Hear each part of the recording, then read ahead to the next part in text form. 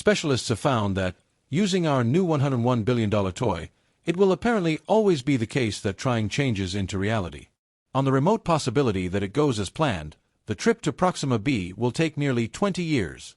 So, realistically, it will be several years before we can determine if there is any life on that planet. The long-standing question of whether we are truly alone in this universe is being explored through the James Webb Space Telescope, which has discovered some astonishingly human-like phenomena far from Earth, bringing us closer to an answer. Our mission to understand life beyond us has been relentless throughout human history. This curiosity has inspired countless works of media and speculation. Our wonder about our place, and perhaps insignificance, in the universe has been constant. It is deeply ingrained in us to search for companionship, no matter how incomplete we may feel. We might be getting closer to the answers we seek, but are they truly the answers we want? Or could they be far more unsettling? As the years passed and technology advanced, humanity's hope remained fixed on the faint glimmer of Proxima B. The James Webb Space Telescope continued to send back cryptic signals, patterns of light and shadow that hinted at something more than just barren rock and gas. Then, one quiet evening, the signal changed. It wasn't random anymore. A sequence repeated, structured, deliberate, undeniable. The scientists at the observatory stared at the data in stunned silence. This wasn't nature. This was communication. Governments mobilized overnight, and the world held its breath as the message was decoded. What emerged wasn't just a sign of life, it was a map. A guide through the stars, written in mathematics and universal constants, leading far beyond Proxima B. The realization was terrifying. Someone, or something, knew we were watching. Within months, the largest spacecraft humanity had ever constructed, the Horizon Voyager, was prepared for launch. A crew of brilliant minds, scientists, engineers, and explorers, was selected for the journey. Among them was Dr. Lena Cross, the astrophysicist who first noticed the signal's pattern. As the ship left Earth's atmosphere, a mix of excitement and fear rippled through the crew. They weren't just searching for life anymore, they were answering a call. But as the Horizon Voyager approached the edges of the solar system, another signal came through. This time, it wasn't from Proxima B. It was closer. Much closer. And the message was clear. Turn back. You're not ready. The crew of the Horizon Voyager stood frozen as the message echoed through the ship's comm system, a cold, synthetic voice layered with something eerily human beneath the static. Turn back. You're not ready. Dr. Lena Cross stared at the transmission screen, her mind racing. Where did that come from? She asked, her voice barely above a whisper. Triangulating now, muttered Ethan Voss, the ship's communications officer. His fingers flew across the console, eyes wide with disbelief. It's coming from inside the solar system, somewhere around the orbit of Neptune. A heavy silence fell over the command deck. If the signal wasn't from Proxima B, if it was closer, then whoever or whatever sent it had been watching them for much longer than anyone had realized. Captain Ren Malik, a hardened explorer with decades of deep space missions behind him, broke the silence. We didn't come this far to turn back.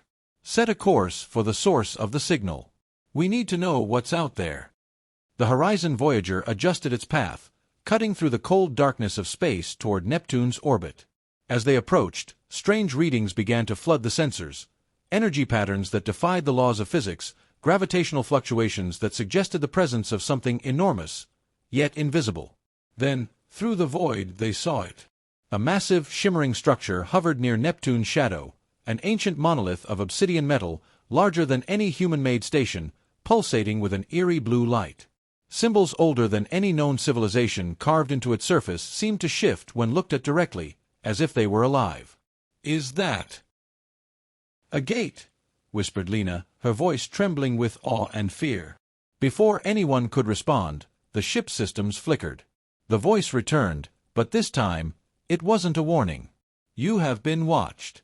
You have been measured. The door will open, but the choice will be yours. Step forward and embrace what lies beyond, or turn back and remain in the dark. The crew exchanged glances, some fearful, others filled with determination. Captain Malik looked at Lena. You were the first to hear the call. What's your decision, Dr. Cross? Lena took a deep breath, staring into the endless black void ahead.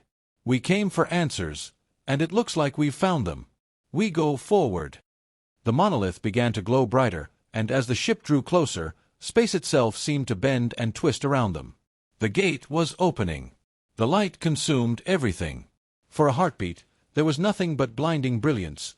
No sound, no sensation, just the overwhelming weight of existence folding in on itself. Then, just as suddenly, it was gone. The Horizon Voyager emerged into silence, floating in an expanse unlike anything recorded in human history. The stars were wrong, twisted into unfamiliar constellations. A vast nebula stretched across the sky, shimmering with colors that didn't exist in any known spectrum. The laws of physics felt thinner here. "Status report," Captain Malik demanded, though his voice betrayed a trace of awe. Ethan's voice was shaky.